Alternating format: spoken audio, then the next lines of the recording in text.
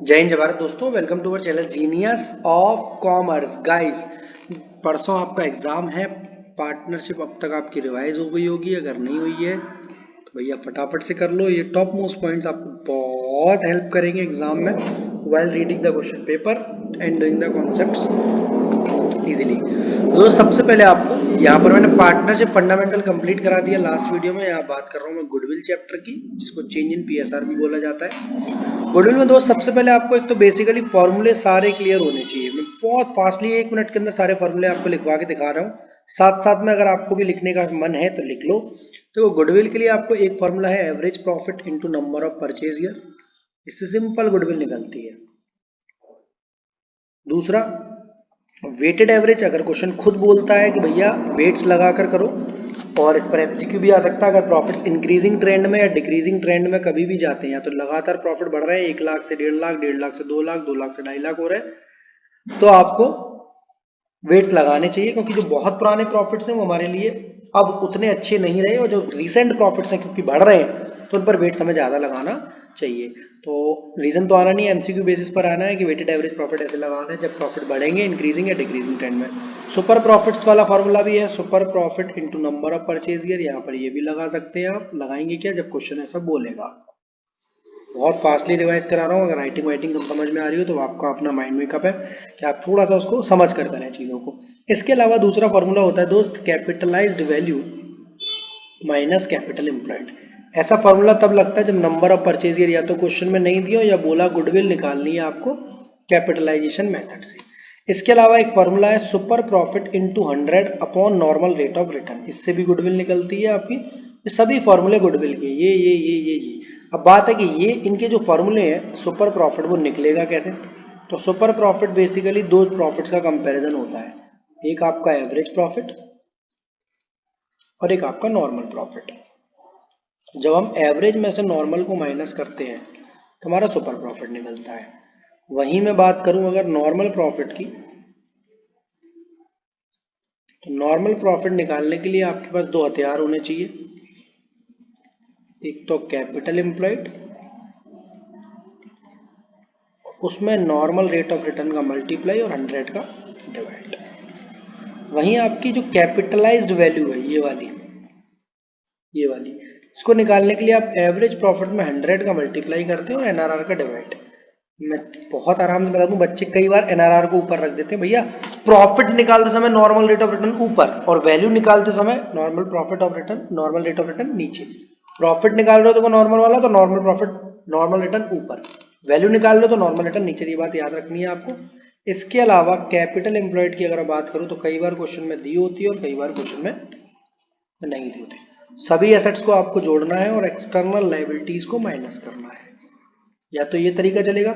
अगर क्वेश्चन में ऐसी इंफॉर्मेशन ही नहीं है सर एसेट लायबिलिटी वाली, तो आप फॉर्मूला नंबर 2 पर जाएंगे। फॉर्मूला नंबर 2 बोलता है पार्टनर के कैपिटल बैलेंसेस, पार्टनर के करंट बैलेंसेस, कौन से वाले, क्रेडिट वाले, माइनस करेंगे। अगर किसी पार्टनर का कैपिटल या करंट का बैलेंस है पर क्रेडिट नहीं है, डेबिट है, तो उनको माइनस कर देंगे।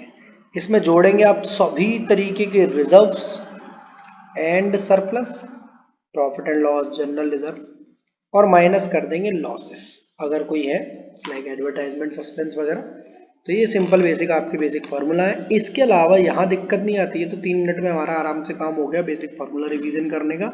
जिन बच्चों को ये चीजें देखनी हो जरूर देख लो कि क्वेश्चन में एडजस्टमेंट का बड़ा कर रहा झोल है।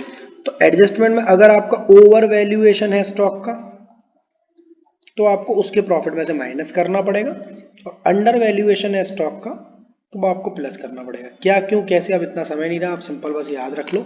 जिनको समझाना था मैंने बहुत अच्छे से डिटेल में समझा दिया कॉन्सेप्ट वीडियो में। आप सिंपल बस एक रिवीजन कर रहे हो फास्ट सा। ओके, मेरी बात समझ में आ रही है। ये अंडर ओवर वैल्यूएशन जो इस साल में माइनस हुआ, अगले साल प्लस हो जाएगा। अगर अगले साल का प्रॉफिट दिया, अगर प्लस हुआ है तो माइनस हो जाएगा अंडर वैल्यूएशन अगर है। किस चीज का दोस्त, स्टॉक का। ये एवरेज प्रॉफिट से पहले करनी है सारी एडजस्टमेंट। इसके लिए मैं फॉर्मेट बता दूं आपको, यहाँ पर लिख दे रहा हूँ ईयर्स, ये वाला फॉर्मेट बनाना है आपको। प्रॉफिट्स,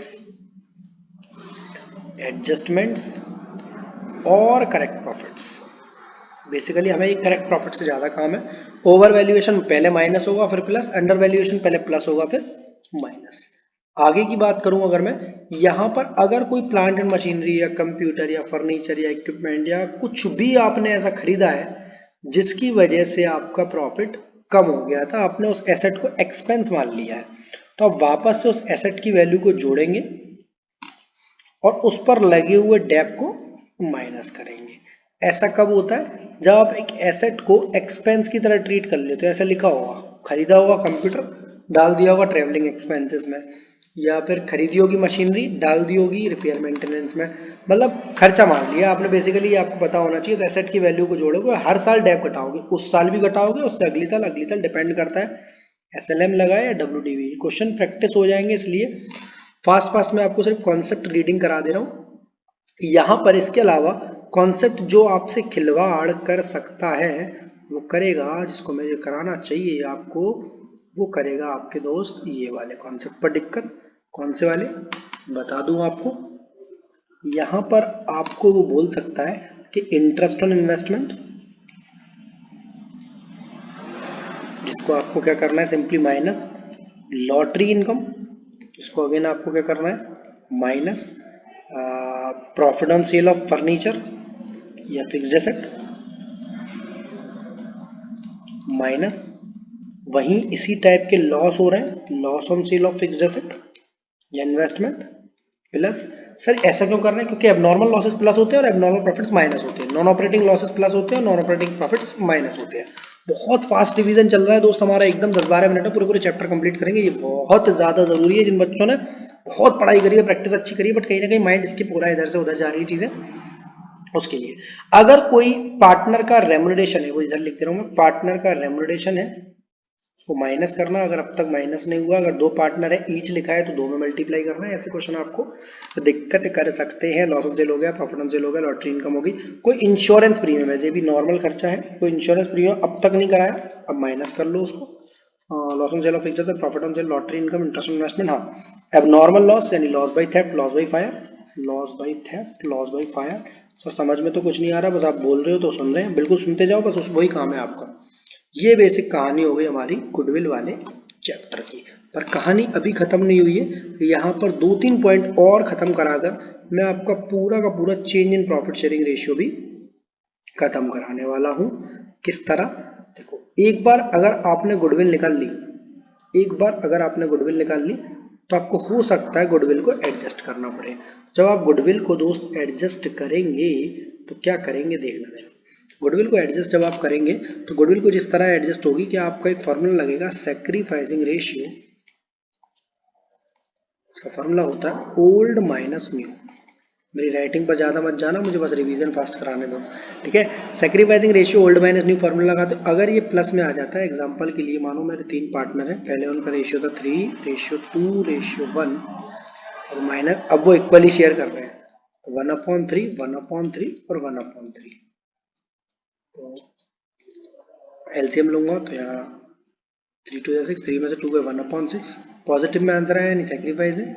2 में से 2 गया 0, ना सेक्रीफाइस ना गेन, और 1 में से 2 गया माइनस का 1/6। तो बेसिकली सी पार्टनर गेन कर रहा है मेरा और ए पार्टनर सेक्रीफाइस कर रहा है। ए को कैपिटल अकाउंट को डेबिट कर दूंगा मैं और सी के कैपिटल अकाउंट को गलत कर दिया सर, ए तो सेक्रीफाइस कर रहा है, सी के कैपिटल अकाउंट को डेबिट कर दूंगा, ए के कैपिटल अकाउंट को मैं क्रेडिट कर दूंगा, ठीक है। कब, जब अमाउंट दिया हुआ हो या तो गुडविल का, ये वाली फॉर्म वाली, या जनरल रिजर्व का। दोनों दिए तो दोनों को जोड़ दो, अगर ये दोनों दिए पर संग में एडवर्टाइजमेंट सस्पेंस दिया तो उसको माइनस कर दो। इसके अलावा अगर वो बोलता है कि जनरल रिजर्व को हम डिस्ट्रीब्यूट नहीं करना चाहते, नॉट टू बी डिस्ट्रीब्यूटेड या shown in new balance sheet, distribute नहीं करना है या शो करेंगे बैलेंस शीट में, तो उस केस में भी दोस्त ऐसी गेनिंग सैक्रिफाइसिंग करेंगे और खत्म कर देंगे कहानी को। यहां तक आपका गुडविल, चेंज इन पीएसआर का रिवीजन था। और इसी के साथ अगर लगता है आपका एडमिशन रिटायरमेंट ऐसे ही कराना चाहिए तो मुझे कमेंट सेक्शन में फास्टली बताओ और मैं फास्टली आपके लिए वीडियो बनाता जा रहा हूँ।